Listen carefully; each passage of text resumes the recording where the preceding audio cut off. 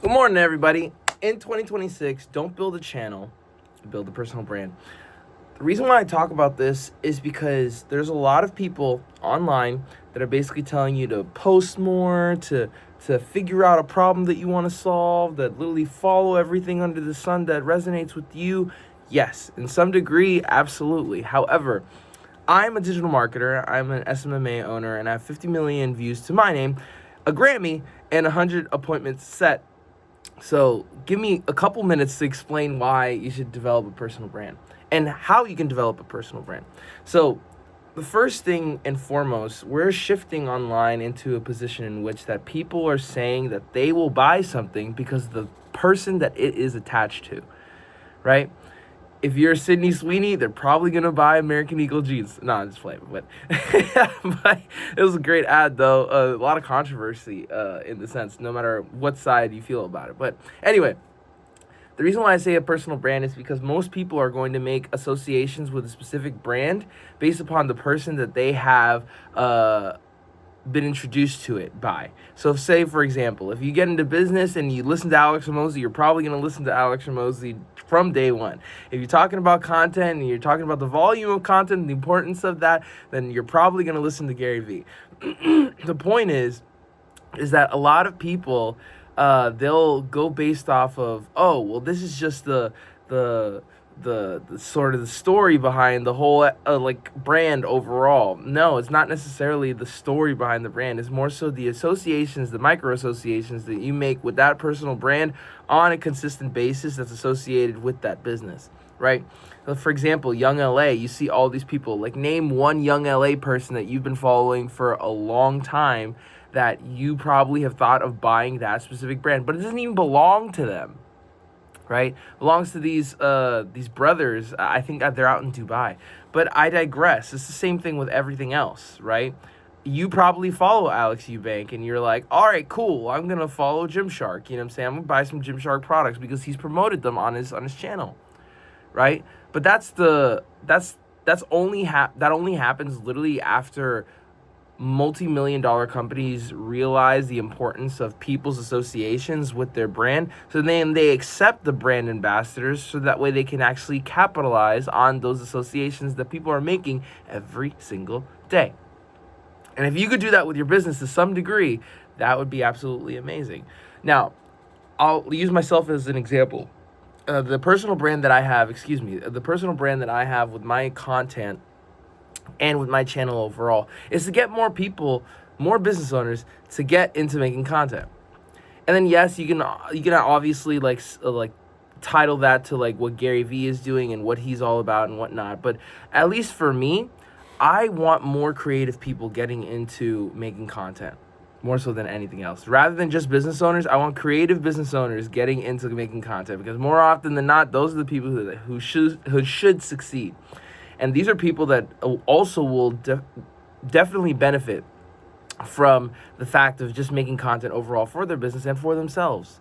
Obviously, not sharing everything online, not everything that you do in the bathroom, not everything that you do with your husband, not everything that you do with your family, but just the important stuff in order to make that personal brand take some wings and fly on its own. So here's some 3 things that you can like take into consideration as far as developing a personal brand into 2026 from what I've seen and what I've studied from some of the top marketers on the planet, especially from what I'm learning. So the first thing is figuring out your pivot point.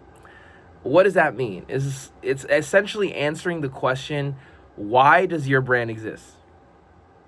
Why does your brand exist? Like, I want you to sit down for the next couple seconds after watching this video, or you can even pause it actually right now. Like, literally just press pause and be like, why does my brand exist?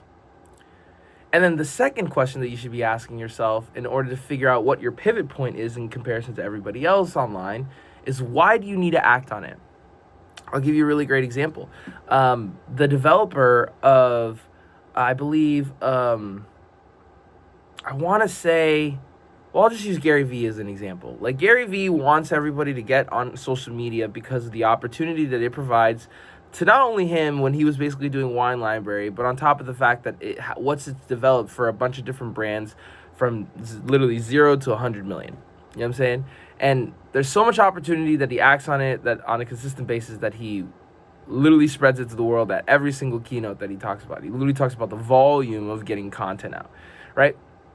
For me, it's pretty much the same thing. I would say erroneous media, the hallmark of it is that there are so many things in life that you think that you're not supposed to be doing, but yet you do them anyway. You know what I'm saying? At least that's the situation for me. Like, I got into music, obviously. You probably watched my video about why I got into music, getting into social media management. And a lot of people told me that, like, hey, you cannot get into music. Like, you shouldn't do that. That's a really crappy career. Did it for 10 years. Loved it. So people told me that I couldn't switch, you know what I'm saying? Like, couldn't go into business, especially after being a musician. That should be my business. That's this, that, and the third. Didn't see the value in that. So then I was just like, all right, cool. I'm going to make a social media marketing agency because of all the content that I've been making, and people have been asking me about my content because it aligns with what I want to accomplish, right? So the two questions you would ask is, why does your brand exist? And why do you need to act on it, like, every day? The second thing is your bedrock.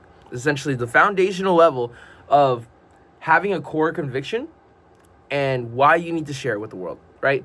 So the bedrock for me is that social media will change your life, or making videos, rather. I should say making videos will change your life forever, rather than just getting on social media. Because it doesn't matter where the video goes, it's always going to be a piece or leg up from everybody else that does not, which is literally 50% of the population, right? It doesn't matter if there are 4 billion monthly active users on Facebook, or like 100 or 1.5 billion on TikTok. The people who will succeed are the people who take action. And the fact that you even took a video of yourself in order to post it online, that says a lot. So here are 3 things that you can figure out in order to figure out. Here are 3 things you need to figure out. Here are 3 things that, here are 3 questions that you could ask yourself in order to figure out your bedrock principle or your bedrock foundation. Which is the first one being, what do I believe that others do not, right? What is something that you believe in that you genuinely think to be true, but other people think that it's not true?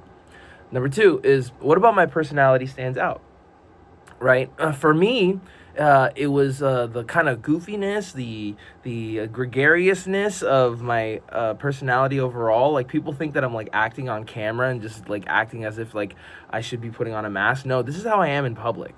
Okay, this is how I am in public, 24/7, and I believe holistically that you should be authentic to yourself. But then the third question is, what do people compliment me on? And then you double down on that, right? So people compliment me on the fact that of how much content I put out, and on top of the fact of like how personable and social I am and extroverted I am in real life, right? So I'm basically doubling down on that, bringing extroversion to social media again. You know what I'm saying?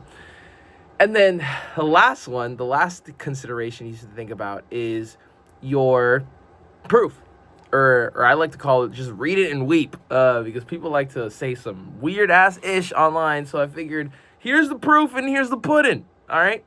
So it's essentially ongoing credibility over what you do, right? So, I mean, it's just that it is as it is. It's just roughly the proof that you can provide to other people so they can literally just shut up. And it doesn't matter. You're always going to get people who are going to doubt your beliefs and doubt your proof. However, you always show up with the credibility that you've developed over time in your career, so that way people can't say nothing. You know what I'm saying? It's like you're trying to prove people right about yourself. Does that make sense? In order to make them do business with you because of the fact that you're sharing your ideas and whatnot. So here are the things that you could do in order to develop your proof. How does your content reinforce the associations that you want with yourself, right? What are some case studies that I can grab from the clients that I have, or from the things that I'm doing, in order to share to people that I know what I'm talking about?